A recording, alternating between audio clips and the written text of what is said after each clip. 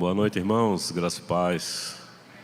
Colossenses, capítulo 1, versículo 9. Por esta razão também nós, desde o dia que ouvimos, não cessamos de orar por vós e pedir que transbordeis de pleno conhecimento da sua vontade, em toda sabedoria e entendimento espiritual, a fim de viverdes de modo digno do Senhor, para o seu inteiro agrado, frutificando em toda boa obra e crescendo no pleno conhecimento de Deus, sendo fortalecidos com todo o poder, segundo a força da sua glória, em toda perseverança e longanimidade, com alegria, dando graças ao Pai, que vos fez idôneos à parte que vos cabe da herança dos santos da luz. Serei muito breve. Culto de missões, eu queria falar um pouquinho sobre essas demandas que a missão, projeto missionário, ser um missionário, fazer missão, ela existe. Essa palavra veio como um consolo ao meu coração. Nós precisamos entender o que o apóstolo Paulo, dentro dessa igreja aos Colossenses, uma igreja que estava sendo assediada por um misticismo onde havia culto aos anjos, uma igreja que era assediada para valorizar o conhecimento, a sabedoria. Então, algumas questões estavam ali. E as demandas que nós, como igreja, como missionários que somos, nós precisamos atentar para aquilo que Deus, Ele quer. No versículo 9, ele começa dizendo assim: por esta razão, também nós, desde o dia em que ouvimos, não cessamos de orar por vós e pedir que transbordeis de pleno conhecimento da sua vontade em toda sabedoria e entendimento espiritual. Esta parte, por esta razão. Qual é a razão que faz com que o apóstolo Paulo ele se coloque de joelho? Paulo estava preso, é uma das cartas de sua prisão em Roma. E quando Paulo diz, por esta razão, desde que ouvimos, não cessamos de orar por vós. Paulo tem Epáfras, que é o pastor dessa igreja, e que estava levando este relatório para Paulo, e Paulo estava ouvindo algumas questões sobre a vida da igreja de Colossos. E nós podemos ver aqui no versículo 3, quando Paulo começa essa carta dizendo assim: damos sempre graças a Deus, Pai de nosso Senhor Jesus Cristo, quando oramos por vós. Então Paulo começa esta carta com gratidão. Paulo começa esta carta louvando a Deus pela vida daquela igreja. No versículo 4, ele identifica aí duas qualidades que são marcantes na vida de uma igreja, de um obreiro, quando ele diz: desde que ouvimos da vossa fé em Cristo Jesus e do amor que tendes para com os outros. Então, o apóstolo Paulo observa que a igreja de Colossos, a igreja dos Colossenses, ela tem uma fé e um amor destacável, que se destaca ali no meio do seio da igreja. Então, observe que isso era um ponto muito positivo. Observe que se Deus estivesse nos avaliando e destacasse a nossa fé e o nosso amor. Mas não somente isso. No versículo 5, por causa da esperança que vos está preservada nos céus, da qual também ouviste pela palavra da verdade e do Evangelho. A terceira coisa que Paulo observa é essa esperança que eles preservavam entre eles. Eles eram confiantes em Deus, na esperança futura do Senhor. Então, observe que Paulo está aqui destacando qualidades, os predicados que são muito importantes na vida de um missionário, na vida de uma igreja missionária: a fé, o amor, a esperança, mas não somente isso. Versículo 6, que chegou até vós também, em todo o mundo, estáis produzindo fruto e crescendo. Tal acontece entre vós desde o dia em que ouvistes e entendestes a graça de Deus na verdade. Ou seja, agora Paulo diz que eles estão produzindo frutos e eles estão crescendo. Ou seja, se fosse um checklist, se fosse uma entrevista de emprego, essa igreja teria passado em tudo. Ou seja, a igreja estava produzindo fruto. A igreja estava em crescimento. A igreja se destacava pela fé, pelo amor. A igreja se destacava por sua esperança. No entanto, quando chega no versículo 9, Paulo vai dizer assim: por esta causa. Que causa? Esta causa que eu vos apresentei, que antecede essa transição do versículo 8 até o 9. Por esta causa, por esta razão, também, nós, desde que ouvimos, não cessamos de orar por vós. Ou seja, o fato da igreja em Colossenses ter uma fé que se destaca, ter um amor que se destaca, ter a esperança que se destaca, o fruto que eles estavam produzindo e o seu crescimento, parece paradoxal, porque quando nós chegamos a viver isto, nós podemos correr o risco de nos acomodarmos. Mas quando Paulo escuta o relato de Epáfras, quando Paulo sabe que a igreja tinha uma fé operosa, que a igreja desenvolvia o amor uns para com os outros, estava bem saudavelmente com a sua esperança, que estava produzindo frutos e crescendo, isso foi um motivo de preocupação para o apóstolo. Ele disse: quando ouvi isto, não cessamos de orar por vocês. Sempre o Senhor nos chama a continuarmos, a crescermos. Sempre estamos numa condição de aprendizes. Sempre precisamos avançar. Nunca chegaremos a um ponto que diremos, estamos no ponto. Sempre precisaremos estar. Então a primeira demanda de um missionário é ter um coração humilde e entender que nós precisamos crescer e aprender da parte do Senhor. E ele diz: eu oro por vós. Ou seja, a partir do versículo 9 até o versículo 12 é uma oração. Observe isto, é uma oração. A igreja não estava vivendo isto.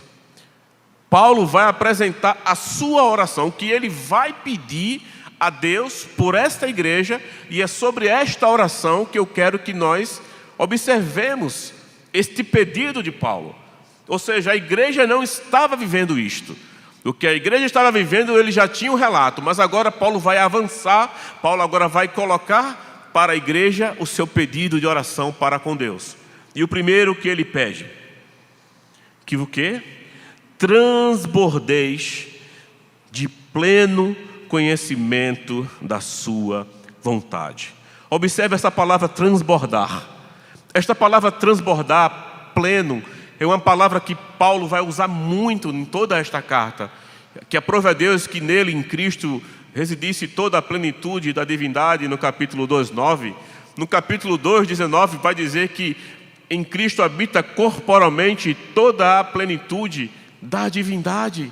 Ou seja, a palavra transbordar e pleno, Paulo vai se utilizar, por quê? Porque os hereges se utilizavam dessa palavra para poder dissuadir a igreja e poder desviar a igreja de sua missão.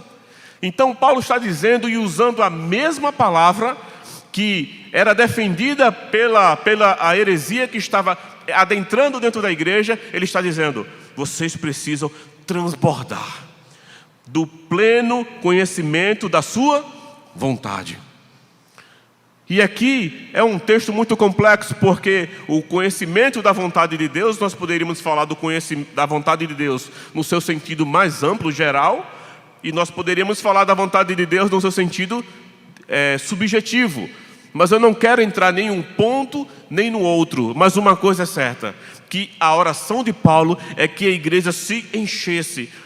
Plenitude ou transbordar é chegar num ponto de limite onde Deus flui.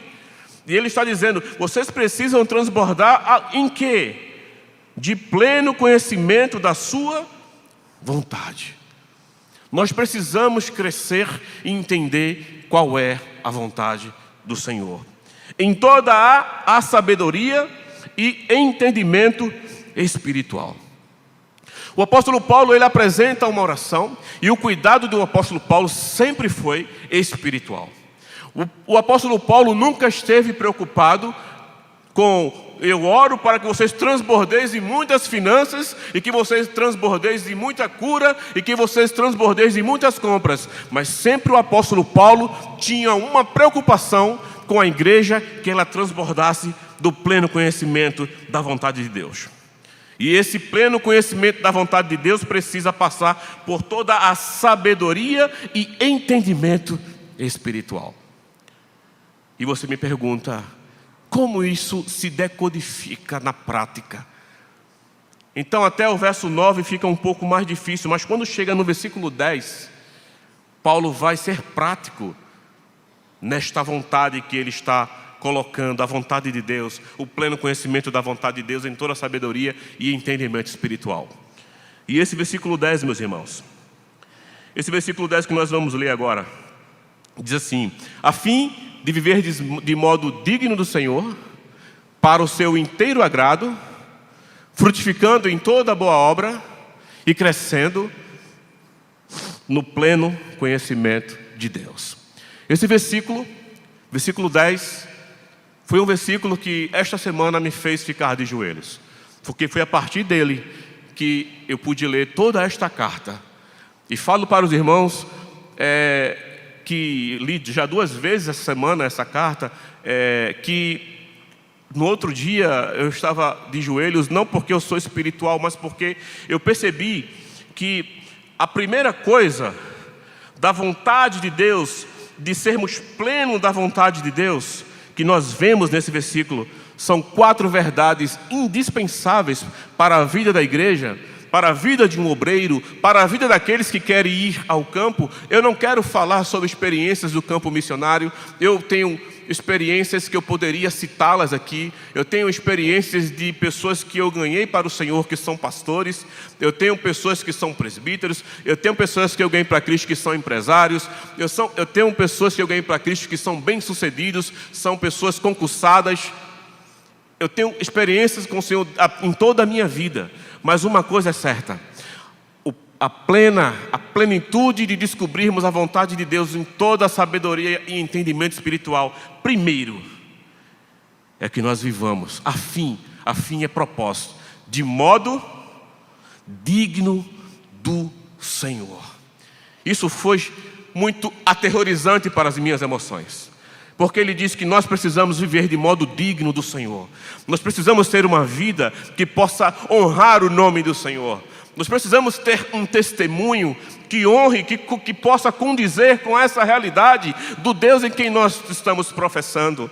Que nós precisamos viver a fim de viver de modo digno do Senhor, de viver de modo digno de um padrão que é muito santo, de um padrão que é quase que inatingível por perspectivas humanas, mas que Paulo coloca: olha, vocês têm uma fé legal, ok, vocês têm esperança, ok, vocês têm amor, ok, vocês estão produzindo fruto, ok, mas vocês precisam fazer uma coisa: vocês precisam viver de modo digno do Senhor.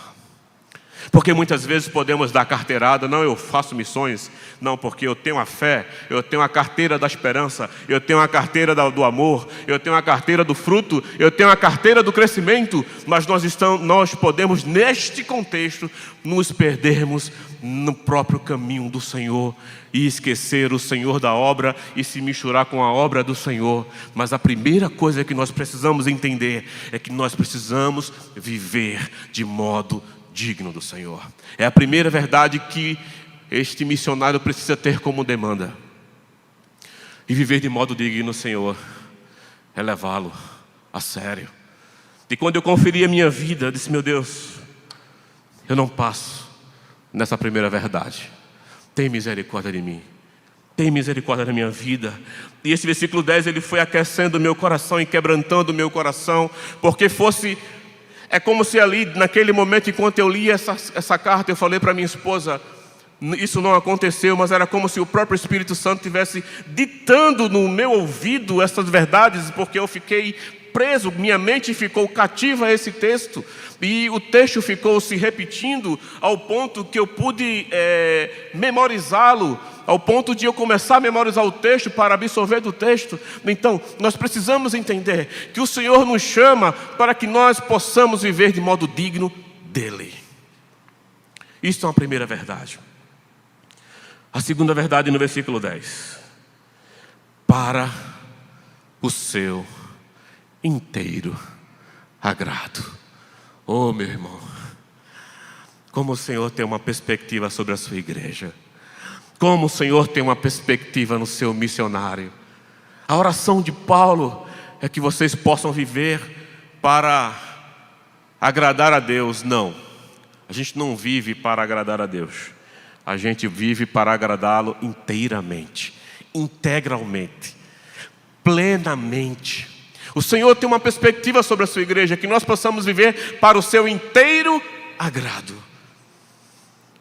Em tudo que você faça, em tudo que eu faça. Como Paulo vai dizer, quer comais, quer bebais, ou façais outra coisa qualquer, fazei tudo para a glória de Deus. Nós, como santos e santificados que somos, nós precisamos viver para o seu inteiro agrado. E a igreja que foi assediada para adorar anjos, nós não precisamos de anjos. Nós não precisamos da sabedoria dos gregos. Nós não precisamos da sabedoria dos homens. O que nós precisamos é que nós somos chamados para agradar o coração do Senhor. É ter a perspectiva que quando Deus olhou para Jesus em seu batismo e disse: este é o meu filho amado, em quem a minha alma tem todo o prazer. É sabermos que nós somos as meninas dos olhos de Deus. É saber que Deus conhece as contas, a soma dos cabelos de nossas cabeças.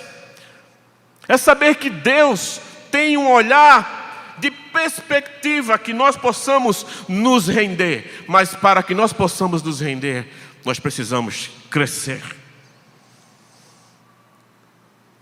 plenamente na vontade de Deus, com sabedoria e entendimento espiritual.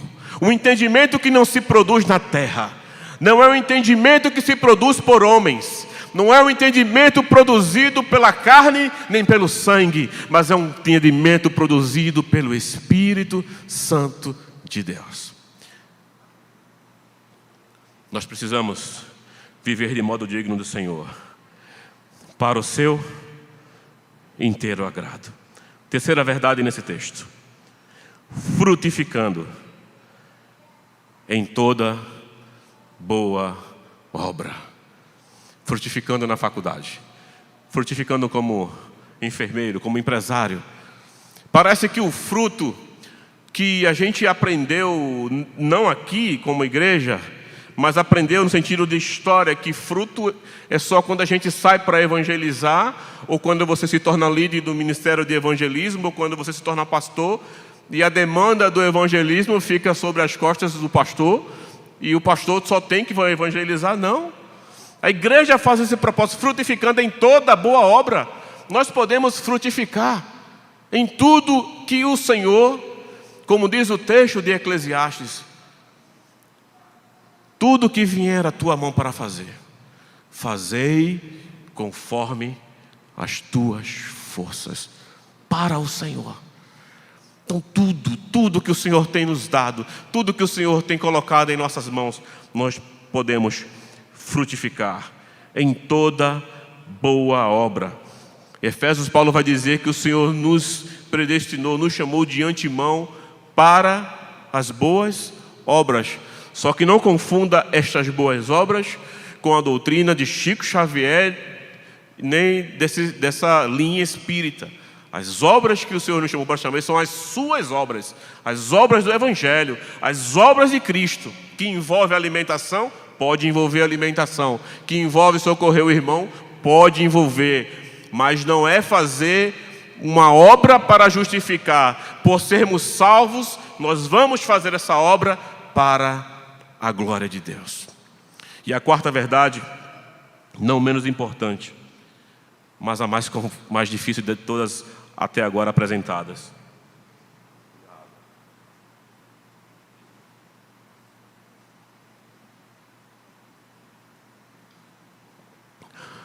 Se por um lado, nós precisamos crescer para conhecer a vontade de Deus plenamente, o apóstolo Paulo agora crescendo agora onde?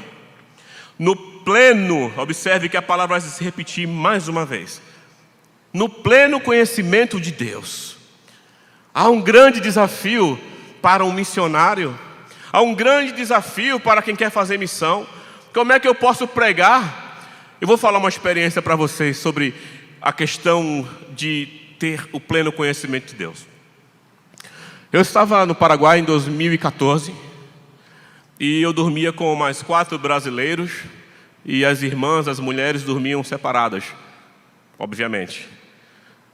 E uma das irmãs chegou quando nós já estávamos deitados e disse assim: meus irmãos, Deus disse, está sendo gravado, né?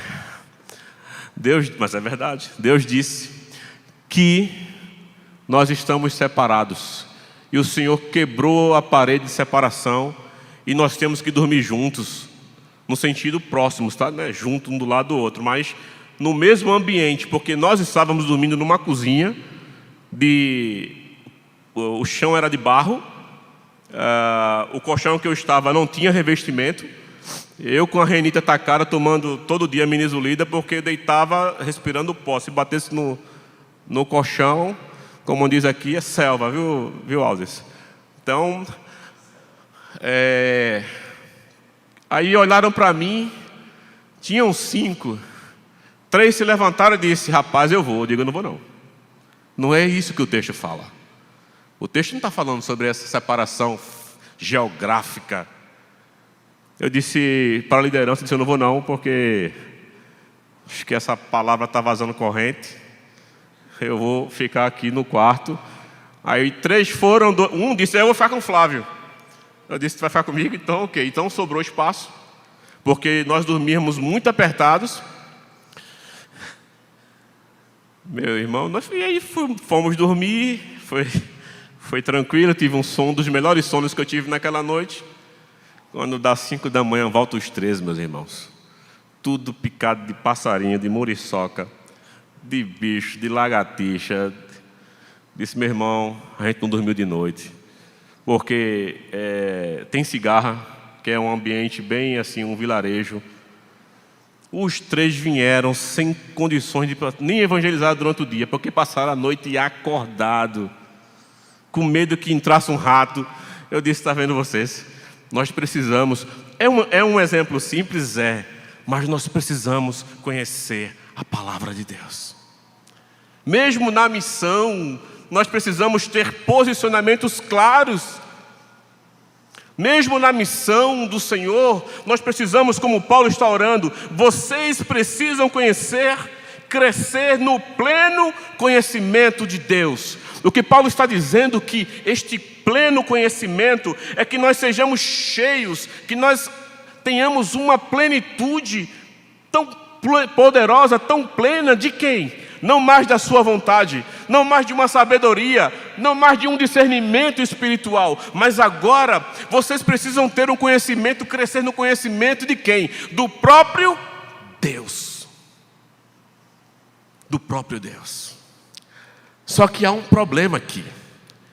Para os seus destinatários, falar de Deus, que tinha uma mente que só pensava no sentido de apenas um Deus, e observe que ele começa esse texto dando graças ao Pai. No versículo 8 ele fala do amor no Espírito, então ele está falando já da Trindade. Como é que Paulo vai apresentar Deus nessa carta aos Colossenses? Através da revelação de Jesus Cristo. Quando ele diz lá no versículo 15: Esta é a imagem do Deus invisível, o primogênito de toda a criação, pois nele foram criadas todas as coisas, nos céus e sobre a terra, as visíveis e as invisíveis, sejam tronos, sejam soberanias, quer principados, quer potestades. Tudo foi criado por meio dele e para ele. Ele é antes de todas as coisas, nele tudo subsiste. Ele é a cabeça do corpo, da igreja. Ele é o princípio, o primogênito dentre os mortos, para em todas as coisas ter a primazia, porque aprouve a Deus que nele em Jesus, residisse toda a plenitude, e que havendo feito a paz pelo seu sangue, da sua cruz, por meio dele, reconciliasse comigo todas as coisas, quer sobre a terra, quer nos céus. E a vós outros, que outrora eres estranhos, inimigo no entendimento pelas vossas obras más, agora porém vos reconciliou no corpo da sua carne, mediante a sua morte, para apresentar-vos perante ele santos, inculpáveis e irrepreensíveis. A proposta da revelação do pleno conhecimento de Deus se dá na pessoa de Jesus. Porque a partir do capítulo 1, do versículo 13, até o início do capítulo 4, Paulo faz uma tese de exposição de quem é Jesus. Ele é a imagem visível do Deus invisível. Ele é o primogênito de toda a criação. É por isso que nós precisamos conhecer a Cristo, porque conhecendo a Cristo nós vamos conhecer a Deus, Deus revelado plenamente, porque como nós lemos aqui, porque aprove a Deus, no versículo 19, que nele em Jesus, residisse toda a plenitude da divindade. E o que Paulo está orando? Que vocês conheçam a Deus plenamente, conhecer a Deus plenamente, porque aprove a Deus que nele residisse plenamente tudo aquilo que Deus colocou em revelação sobre Jesus. Paulo chama a igreja, Paulo chama os missionários a serem plenos, cheios, completos, abastecidos, fortalecidos, revigorados do pleno conhecimento da vontade de Deus em toda a sabedoria espiritual, entendimento espiritual. Mas agora ele está dizendo: vocês precisam crescer no pleno conhecimento de Deus. Isso é possível? Isso é possível. Observe, isto é uma oração. Como se viver? Como eu posso viver de modo digno do Senhor? Como eu posso viver para o seu inteiro agrado? Como eu posso frutificar em toda boa obra e crescer no pleno conhecimento da verdade? Como é possível viver estas 4 verdades? O versículo 10 dá para fazer um seminário. Esse versículo 10 é um versículo poderoso. Ele pode reavivar a tua vida como ele tocou na minha vida e trouxe ânimo, e trouxe quebrantamento, e trouxe a consciência de que Deus tem me chamado, de que Deus tem me escolhido, de que Deus tem me separado, porque nós podemos com o tempo desanimar. Nós podemos com o tempo ficar só com o amor, com o fruto, podemos ficar só com a fé. Mas Paulo está dizendo: vocês precisam avançar, vocês precisam buscar o pleno conhecimento de Deus. Porque, meus irmãos, qualquer pessoa que chegasse com os primeiros versos em qualquer igreja, a gente já colocava ele como um apóstolo. Passaria por qualquer pastor. Recomendação: tem fé, tem fruto, tem esperança, tem amor. Você lendo o currículo do irmão, é crente. E Paulo está dizendo: não é bem assim. Observe que a mente do Senhor é uma mente. Não é, pastor Adriano? Pastor Adriano que pega aí esses currículos de mantelado aí. Quer falar, minha irmã? Não? Levantou a mão. Então, como é que a gente consegue viver? É possível viver essa oração? Sim, porque no versículo 11 ele vai dizer como viver o que ele está orando. Primeiro, nós seremos fortalecidos, sendo fortalecido com todo o poder. O poder de Yahvé. Se você já leu o Velho Testamento, você sabe que Deus abriu o Mar Vermelho que Deus fez maná cair do céu, que Deus fez terra se abrir, gente ser engolida viva, que Deus fez o faraó, seus cavalos e seus cavaleiros serem mortos. Todo aquele poder, toda aquela história, toda aquela sombra, tudo aquilo que nós vimos e sabemos das histórias do Velho Testamento, estamos estudando aqui pela manhã, tem sido apresentado isto com o pastor Adriano. Sabe de uma coisa? Tudo isto, todo aquele poder reside hoje, sabe em quem? Na pessoa de Jesus. Porque aprove a Deus que nele residisse toda, diga toda a plenitude da onde? Da divindade. Oh, meu irmão, que Jesus poderoso, sendo fortalecidos com todo o poder, então seremos assistidos pelo Espírito Santo. O Espírito Santo vai nos assistir para que nós possamos viver de modo digno do Senhor, para que nós possamos viver para o seu inteiro agrado, para que nós possamos frutificar em toda boa obra e que para nós avancemos em conhecer o Senhor, como Oséias disse, conheçamos e prossigamos e conhecer ao Senhor. Porque nós podemos avançar, porque nós podemos ter esperança, porque nós seremos fortalecidos com todo o poder. Nós podemos crer, segundo a força da sua glória, seremos fortalecidos com todo o poder, segundo a força da sua glória, do seu brilho, da sua plenitude, da sua conquista, do seu reino. Essa é a nossa demanda. Em toda o quê? Perseverança, longanimidade e com o quê? Com alegria. Com alegria.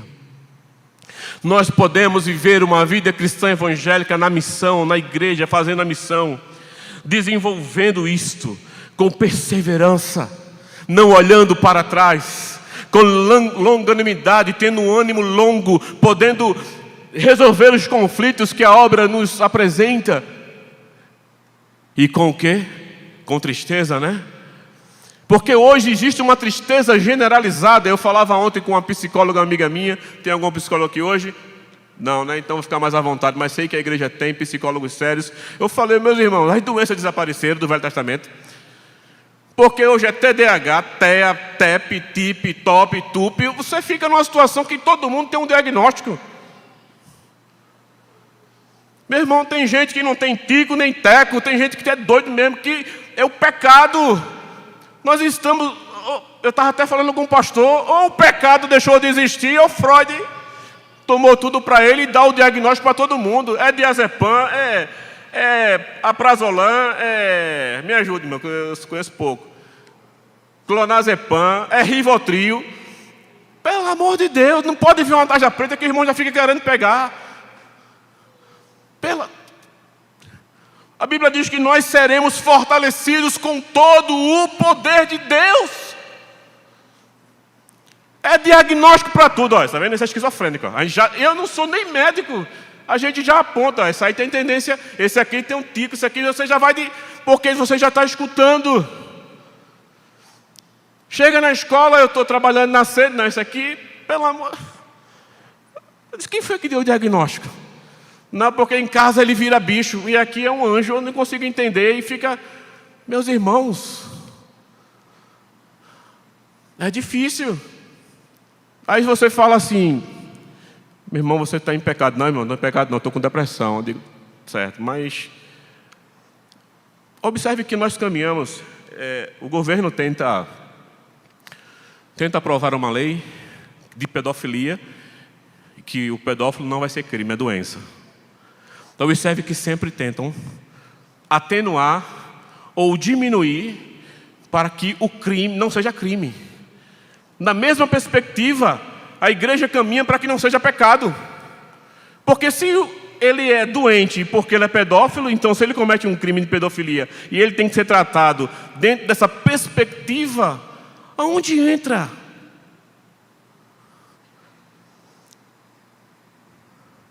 Com toda a perseverança, com toda a longanimidade com o quê? Com alegria. Meus irmãos, abra no capítulo 13, 22.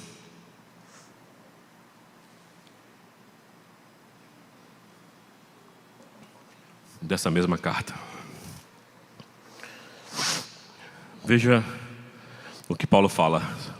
Estou já finalizando, tá? Servos, obedecei em tudo ao vosso Senhor segundo a carne, não servindo apenas sob vigilância, visando tão somente agradar homens, mas em singeleza de coração, temendo ao Senhor.